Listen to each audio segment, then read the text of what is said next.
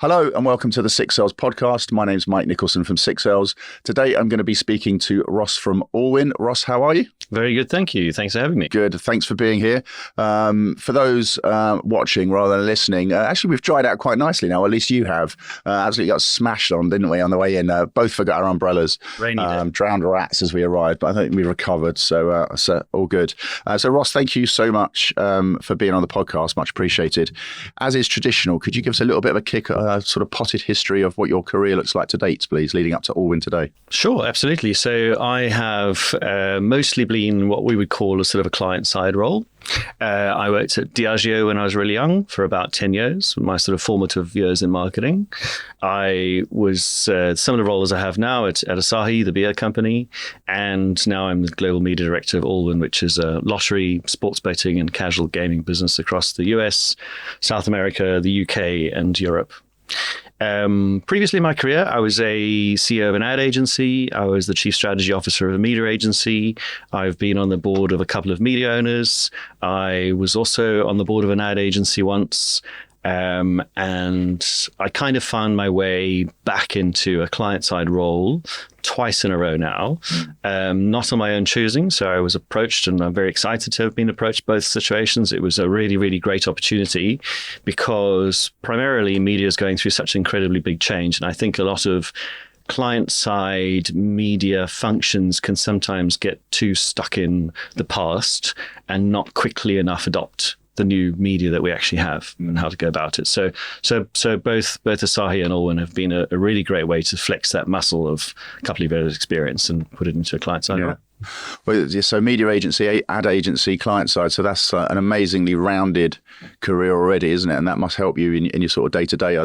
Quite often people get into a role and then they kind of keep doing that role at different places, whereas you've kind of seen the industry from sort of many different ways. I mean, I respect people who tell you they've been here for 14 years, and that's really fantastic and great. But I think you need to see all sides of the story. And I think in our industry particularly, one needs to understand the incentives and motivations of the advertising producers, so the ad agencies, or at least the film production companies and the ad agencies that help them produce the films. I think you need to understand the commercials and the economics of a media agency fairly intimately as a client. And there's many client mistakes. So a lot of media side clients will think that the thing to do is sort of screw the agency down on their agency fee, for example, not quite understanding that that's not quite how the business works.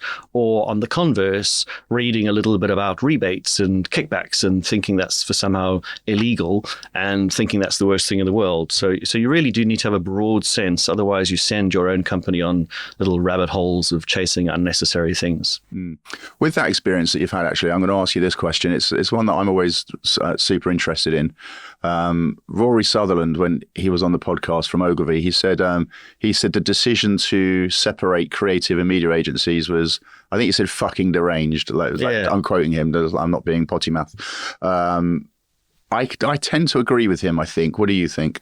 Well, I would agree with a slight flip. So I was with his previous boss, Martin Sorrell, in June, who very clearly and eloquently stated, as somebody who can really put this into the reality, is that they always were media companies.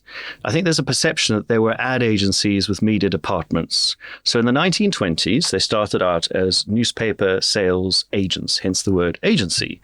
They got a commission and they sold the space in the newspaper for the newspapers. And they said, well, we'll do your ads as well.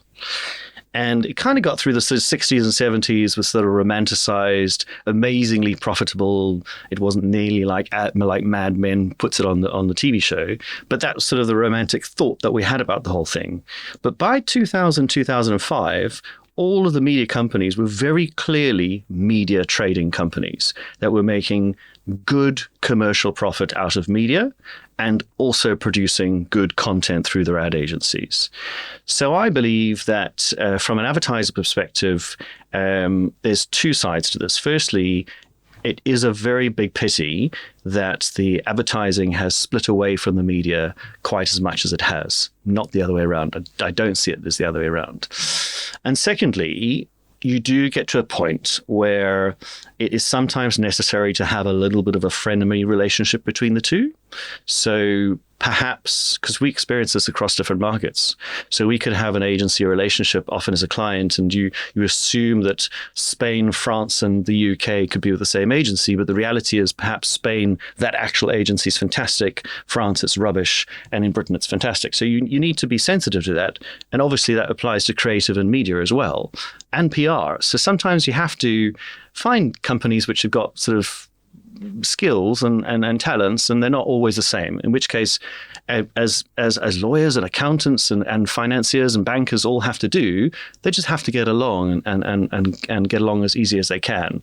And we as clients really need that, the collaborative relationship between them, to be as mature and valuable as possible. I think a huge amount of time and effort is wasted amongst particularly ad agencies, media agencies, and clients in trying to get that relationship to be collaborative. Mm.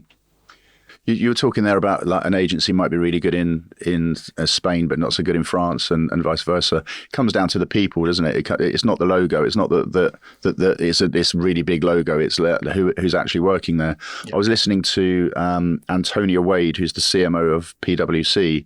I think it was on the Uncensored CMO podcast, and she was saying that when agencies come in to pitch her, she's looking at the team and she's thinking, can I work with these people? Yeah. Will it be a good experience? If something goes wrong, will they be honest and like responsive and all the rest of it?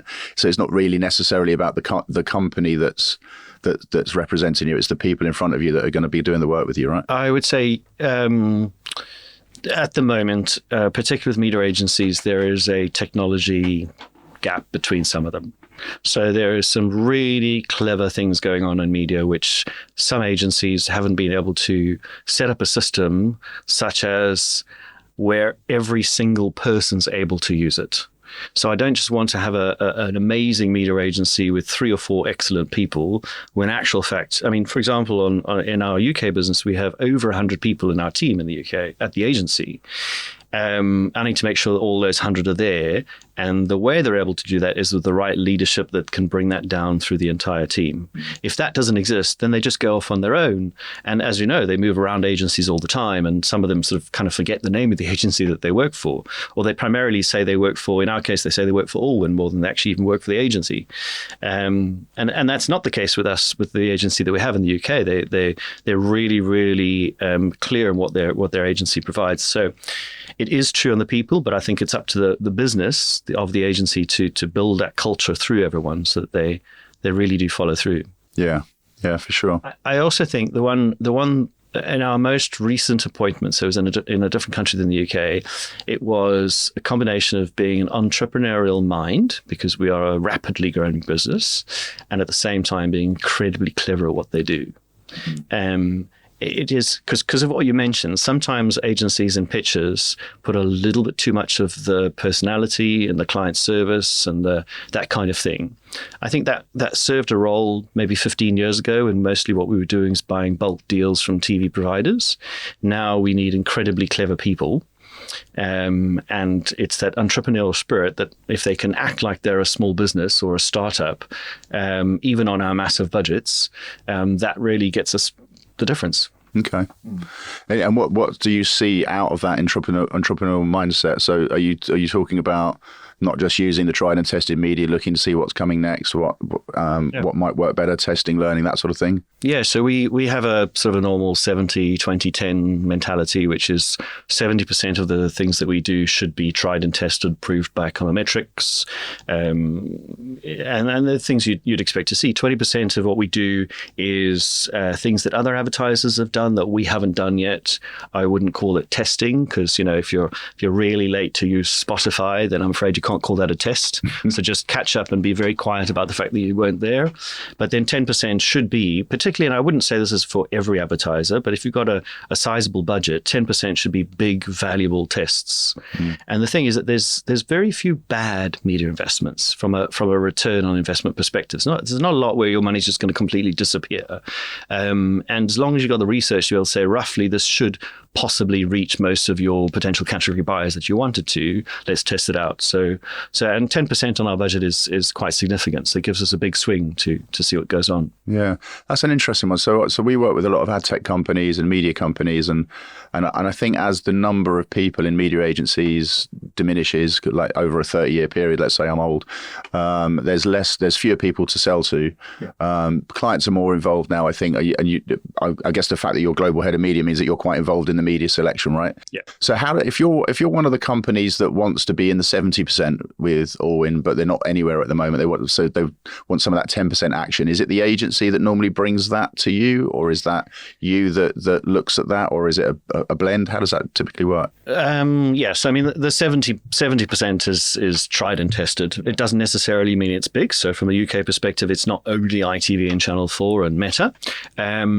The 10%, we have a couple of programs through all of our agencies and all of our markets where we brief all of the industry together, and we select them generally in 3 groups. So the very big obvious ones, the middle ones, and some upstarts.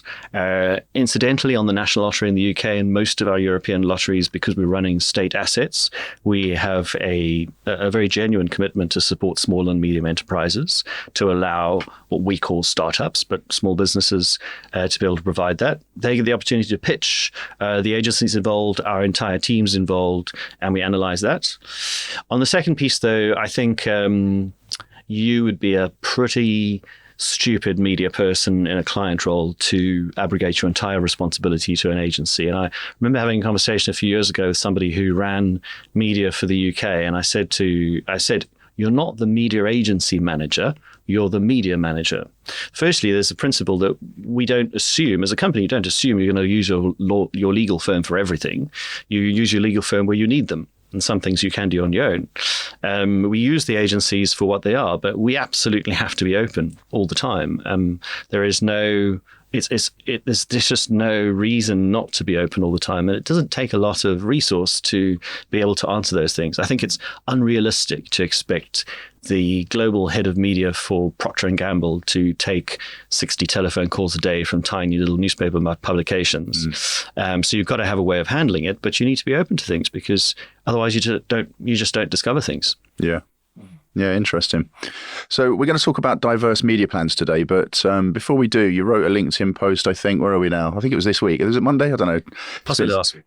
Possibly last week. You were asking the question, how do you define quality media? And I thought it was quite interesting. Having sold media for most of my career, or at least been around people that do, I kind of slightly tongue-in-cheek say everyone says they're premium, so which makes the word meaningless, because you may as well just take it out because everyone says that. But what makes quality? And it did actually make me stop and think, and I commented on your post, but I don't buy a lot of media, certainly not compared to Allwyn, but I do promote this very podcast, in fact, using a platform called ReadPeak, and it allows me to select one by one the publishers that I want to use. Now, I won't name the one that I won't use, but there's a certain publication for historic and political reasons that I will never put my own money into, and so I will not use that. So to me, that is not quality media, right? But to people that use that publication, and they might read it every day, that will be quality in their eyes, right? So it's really interesting to know, like, who gets to decide what is quality media? Is it the person buying the media? Is it the person consuming the media? Maybe you could talk a little bit about that post. And yeah. So, I mean, I think firstly, I respect your opinion for saying that isn't quality media, and that's absolutely your opinion, and it's also your money, and you can make the decision as to what you're going to do there, and you should be able to. At the moment, I work for a company which we sell sports betting. In this country, we sell lotteries and scratch cards to all available potential category buyers. That's my job. That's my job to the shareholder. I previously sold beer. And I sold beer to all available category buyers of beer in the country.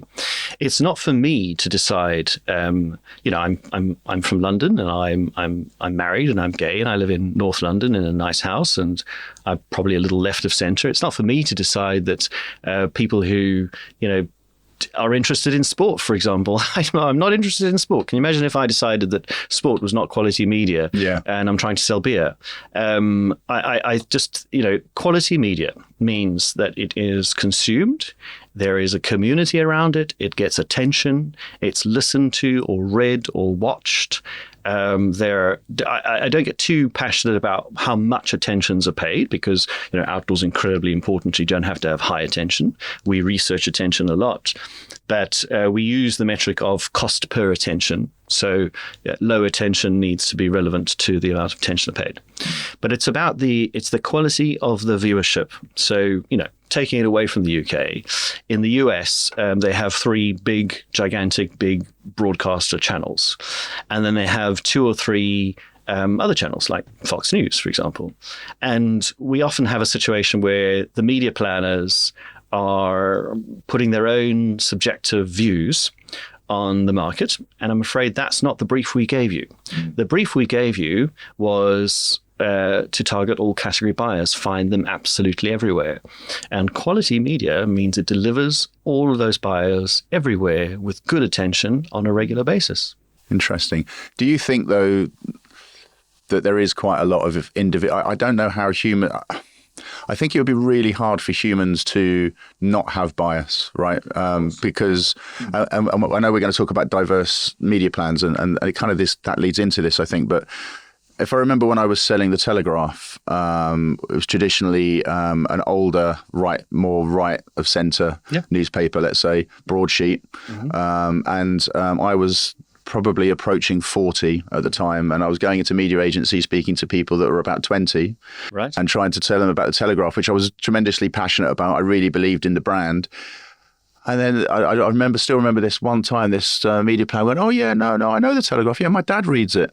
And so that was actually fortunate for me because I think she'd been brought up with the paper around the place, and so she'd kind of imbued the trust over time, even though it wasn't a thing it wasn't in her world, it wasn't a thing that she would ever read, ever think to read. And so it must be very hard, isn't it, to when you look at the makeup of the media planning and buying communities in the UK, let's say.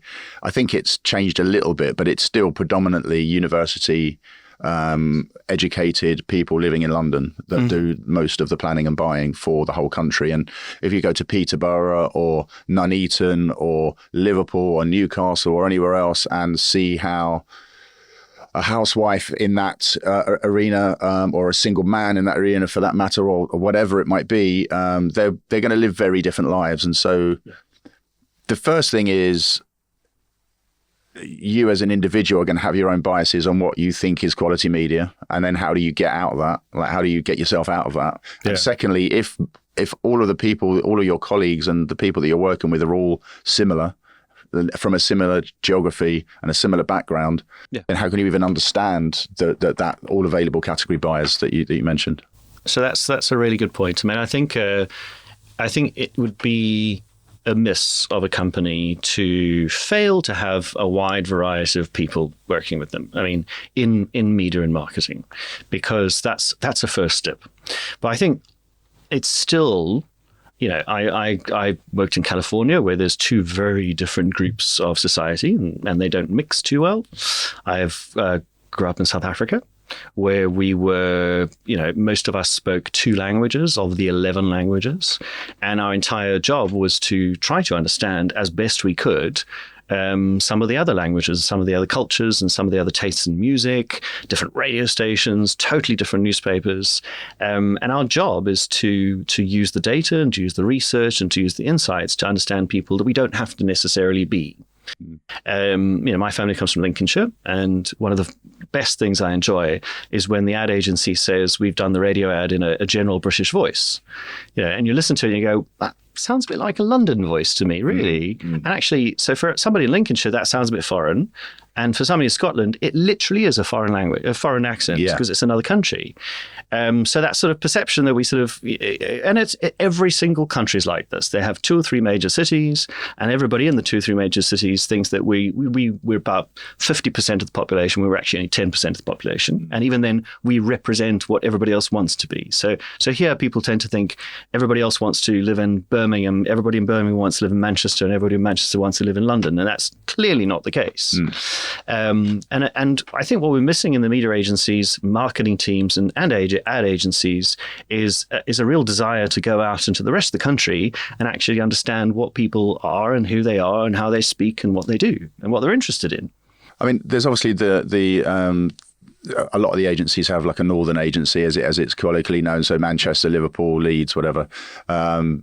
And that's a start, I guess. At least you're one end of the country and the other. There's still vast amounts sort of around it, and obviously there's Scotland agencies as well. What would be the putting you on the spot here? But what would be like the ideal makeup, do you think, of a future thinking, diverse media agency, so that they were able to live in all of the different cultures that they were planning and buying for? So I remember we went through a pitch a few years ago, and one of the agencies proposed offshoring. So in other words, some of the technical functions would be offshored to India. And then they had this term on there, which was nearshoring. And nearshoring was Leeds, to which I spoke to my mother about, and she said, that's not near, that is England, let alone England. And I think most of the companies we work with have got representation in London of different sorts of people. Very few Scottish people, sometimes some Irish people. You don't get a lot of Scottish people in media in the UK, in London, sorry. But we've tended to have teams in Leeds, Manchester, quite a bit. I think if you are... I think it's okay to not have everybody, but you have to have a sense. So, for example, if you're going to run scratch cards in green, red, and yellow, you need a few Irish people just to point out that might not work out so well. Or orange. Or even like from a football point of view, you go to a city like Liverpool, there's Liverpool in red and Everton in blue. Yeah. And if you're selling something in red, the Evertonians probably won't sort of feel particularly warm towards that. Yeah, and I think you can answer that as a person living in London. So we used to have outdoor visits. That used to be one of the nice ways. We used to have lots and lots of regional newspaper visits. And I think we've missed that as an industry, of getting in a car or a train and going to the different corners of our country and understanding. And so you use a northern example in Manchester Piccadilly Gardens. There was, an ice cream did an ad which kind of worked kind of well in most parks, assuming most parks were great. And it was completely contextually incorrect because nobody in the entire function, from ad agency to media agency to producers, had even any cognizance of what Piccadilly Gardens really is. I don't. I've never been there, but I've read about it and I understand that sort of thing. And I think you have to have that passion.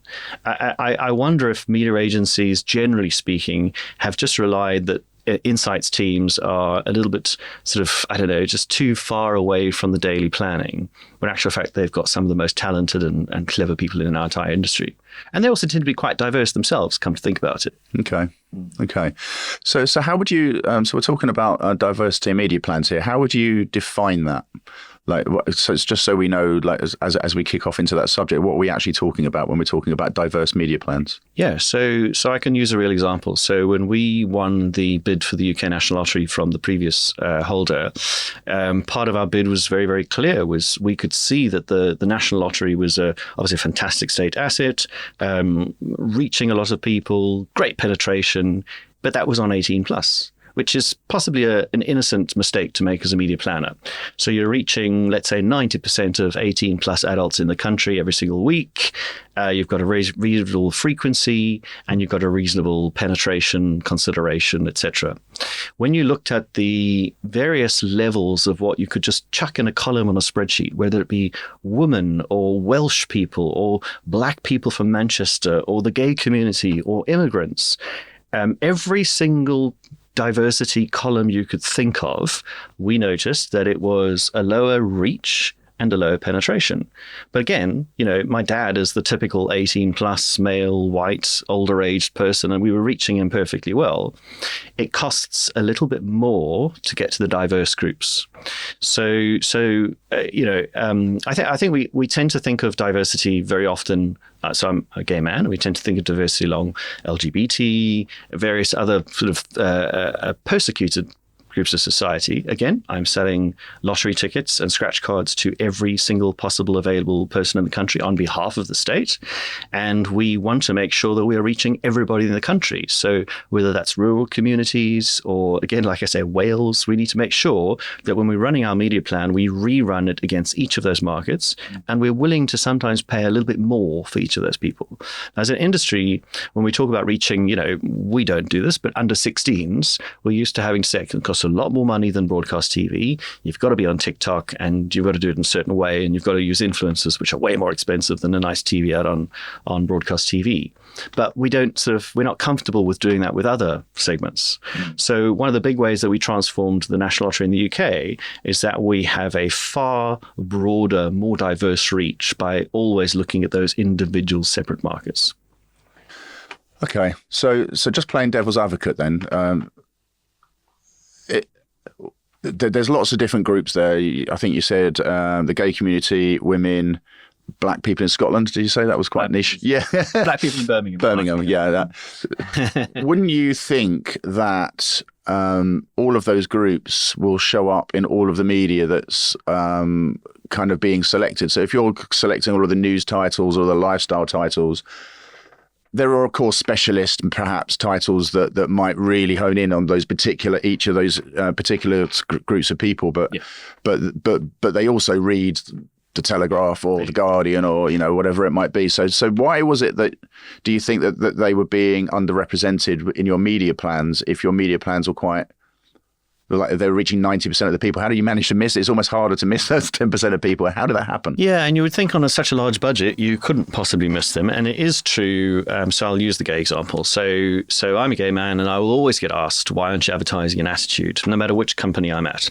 And one obvious answer is to say, listen, I'm on the biggest TV channel in the country, which, used to be Sky at Diageo days. And we've covered off everybody and we've got a fairly good reach. The reality is when you actually look at the numbers, to get the same reach and the same frequency doesn't always work out. So it's not that we aren't reaching them at all. We're reaching them. We're just not reaching them to the same level as we're reaching my dad. And it's never hugely dramatic. It doesn't mean we have to suddenly take some sort of special position somewhere. Sometimes we don't even have to go to special publications, but sometimes it means different programming choice. It might mean different outdoor positions. Like some people go out more often. Some people stay at home more often. It's just there's always some nuance to the plan. And I think there's always two parts to a plan. The one is the broad reach, gentle nudging work, which requires a little bit of nuance. And then the other part is what we tend to in the industry call partnerships and sponsorships. And those partnerships and sponsorships tend to be, again, in those diverse areas because those are the ones that you're missing. Okay. Going back to your radio example of the voice being the British voice, but it's actually a London voice. Yeah. Do you think people in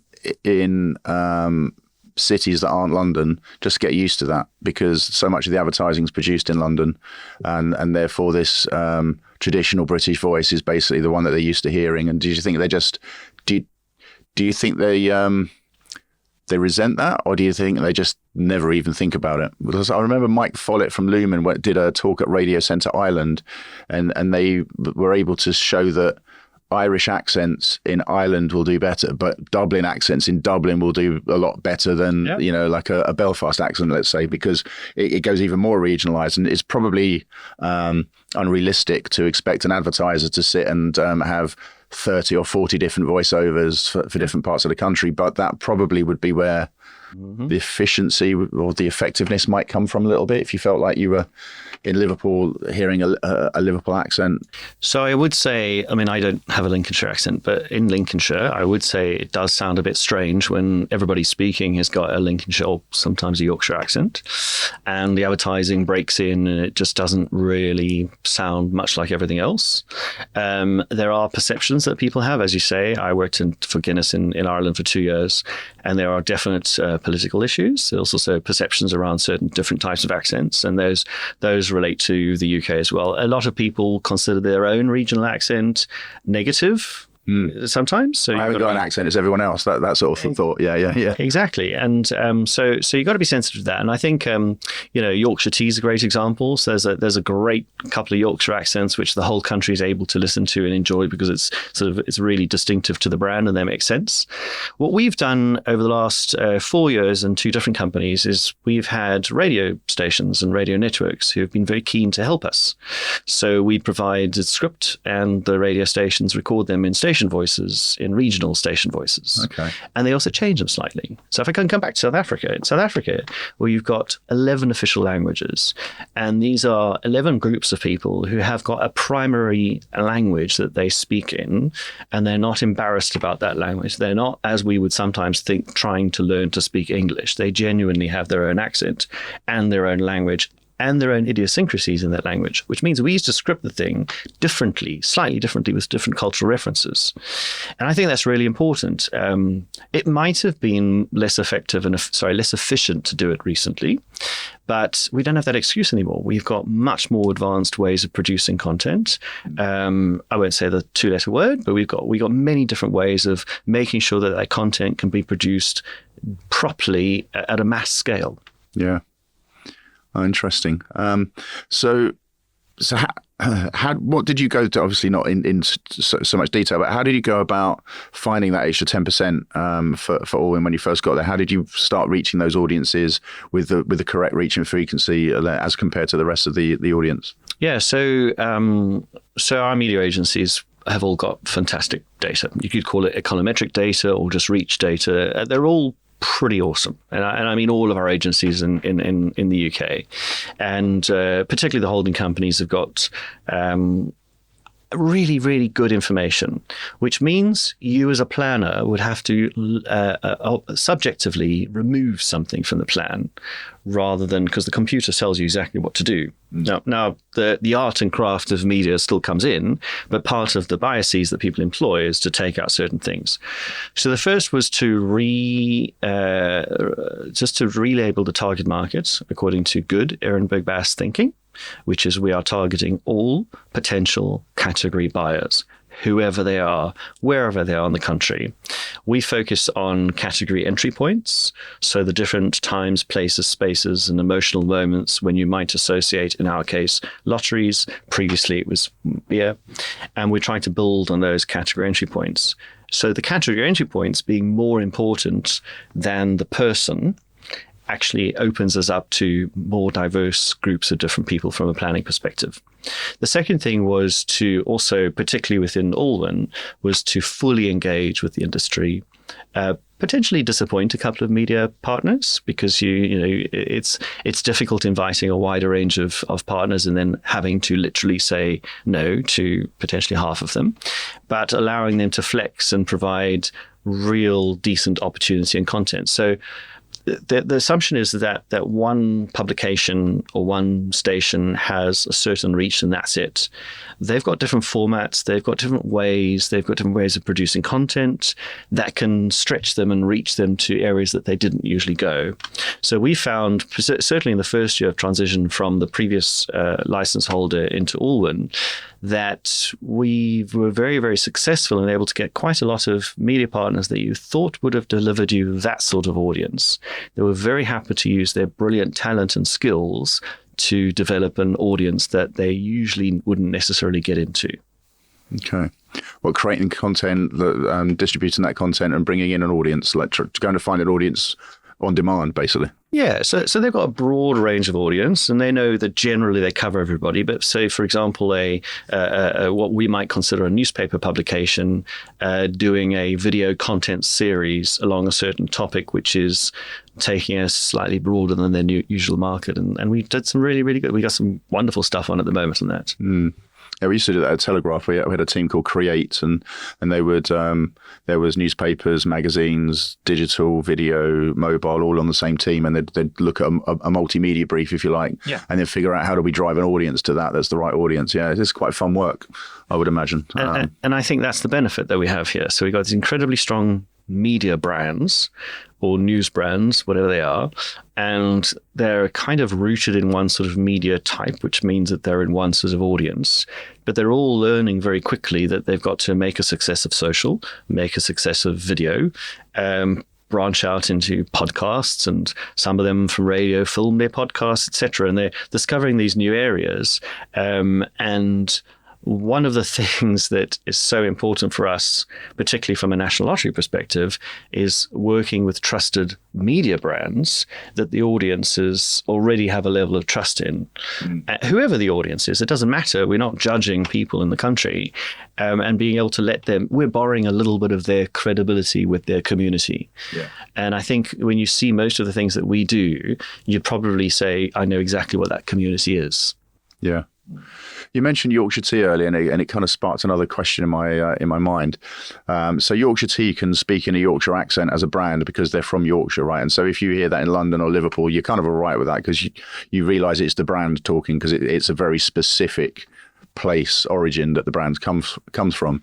So do you think brands like the National Lottery should have a voice that just goes wherever it goes, or should it localize, and how do you make that decision? So Yorkshire, I think that's the Yorkshire tea example is probably a fairly obvious one, that you stick with the Yorkshire accent because we're kind of selling that we're from Yorkshire. But for other brands where the headquarters is neither here nor there, it doesn't really matter to people.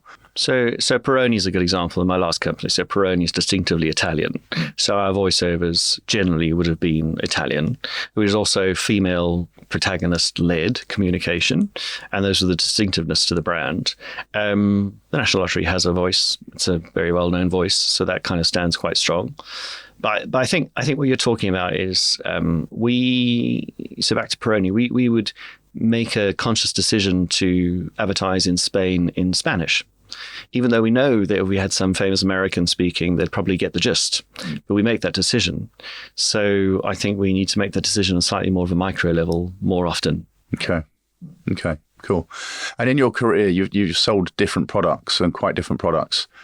How has your media selection changed over the years, or is there like a staple that you'll probably be on every plan in every brand that you could ever work for, and then like things change around the outside? You talked before about the 70, 20, 10, and maybe the 70 kind of follows you wherever you go, and then maybe the 20 and the 10 change. I don't know, putting words in your mouth, but does it change an awful lot, or do you find that you end up working with the same people in just with a different product? So it's a tough one. So I think television in the UK is going through a challenging time. So we have one of the best content producing engines in the world.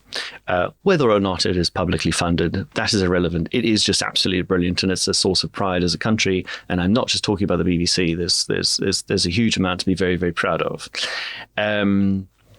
Television as the 70, because the assumption is I'm just going to say TV is always there, and there's 3 channels. I can remember going to Sky and Osterley at Diageo, and Sky being the coolest thing on the block, and the discussion was, satellite TV is quite high cost per thousand compared to everything else. Is it worth it? Shall we include it? We don't have to talk about that anymore, and incidentally, we don't have to go to Osterley. They come to us now. Tables have turned slightly, but they all produced a fantastic product. Now, it's not the same in the US. We don't have the same discussions. The US and China, from my previous company, certainly, but today the US is a completely different media ballgame. We are hugely influencer driven. Those influencers live on social platforms. And we have to understand how to use those platforms in the best possible way. If I was to bang on endlessly, as a lot of the industry do, that it was really great in the 90s and we should go back to just using the stuff that worked in the 90s, then I think we're shooting ourselves in the foot. And a lot of the effectiveness work, which informs us what the 70% is based on decades of data, during which we all spent most of our money with TV, because that was the right thing to do at that time. But then we have these models which have got beautiful, wonderful, granular data of broadcast TV, and more recently, satellite TV, as I mentioned, but they just don't have significant data on everything else. So, some of the reports show incredibly huge margin of error. in social media, but that's because the data inside it has only been using social media in a very small way for a very small amount of time. So I would say that it would be almost colonial of me, particularly if I think of a Diageo world, to go around the world and say, we think that billboards work brilliantly for Guinness in the 50s and 60s, and I think that you in Nigeria should do outdoor.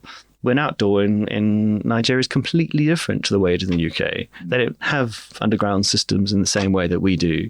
They have billboards that people drive past at 120 kilometers an hour on a freeway, or conversely, stuck on a freeway for a long amount of time. So you really have to think of the context of the country.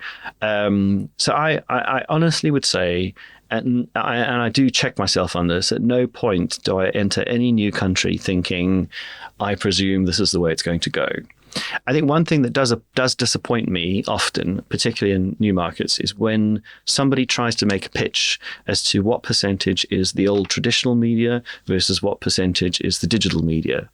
That's vaguely interesting if you, the IAB, but otherwise from a media perspective, it doesn't really mean anything. And I remember years ago in South America, Facebook wasn't the thing. There was a different social media network for most South American countries, and yet Brazil was completely different to the other South American countries. So I think you just have to be completely open-minded every single time. And then, as I intimated on the effectiveness piece, is be very, very careful about what you accept from effectiveness conversations, because they're generally delivered by well-meaning companies who either are selling certain types of media or are getting most of their business from a certain type of media, which is a very natural bias. I'm not saying they're ever lying. They're all incredibly honest and really good people, but there is always a bias in there. For sure. Really, really interesting. Just to finish off, I've just noticed the time it's whizzed by. Could you maybe give just that Allwyn example of I'm reaching 90% of the people, but there's all of these different audiences that we're not reaching sufficiently is really interesting to me. So what advice would you give to somebody that was in maybe a client-side role or working in an agency? How would you go around putting the checks and balances in to make sure that that's not happening in your own media plans? Yep, it's a very simple, practical point. So if you have a spreadsheet saying the different media types or even the different media publications, you usually have one column which says reach, and it's according to a target market. If it's alcohol, that target market usually adults 18 plus. The trick is, firstly, if you're following good marketing science, is to try to make that target market available category buyers rather than some sort of broad demographic. That technology is not really available to us all yet, in fairness. But then run 5, 10, 15 columns. The computer software can run that. It is designed to do that and come up with a whole bunch of areas. Firstly, the obvious demographic areas which are available by the surveys, because you don't want to go too small and you can't go to a market that's too obscure that you're not going to get data. So I respect that. So 5 or 6 very, very obvious ones. 5 or 6 that you as a business suspect you're not cutting into. And obviously, if you're selling scratch cards to the whole of the UK, we can be very clear as to what physical areas we know we're not getting. Other companies might know the demographics or the mentality or the ages of different sort of people and put those in as columns and then constantly investigate that. The fact that the market research company can't research the brand awareness, etc., is irrelevant, but they need to be put in. Then we need to talk about cost per reach, and between the client and between the agency, we need to make a conscious decision. That particular column of people, okay, it looks like they're going to cost us a hell of a lot more money to get them through this channel. Is there maybe a different channel we can get them through? Or do we have to actually just spend more money getting them? And then we can go back as the client and say, well, actually, Wales is important to us, and we're willing to spend just a little bit more money to make sure that we're getting to all of the people in Wales. Brilliant. Ross, thank you for being on the podcast. Really enjoyed that. Thanks very much. I did too. Thank you so much. Cheers.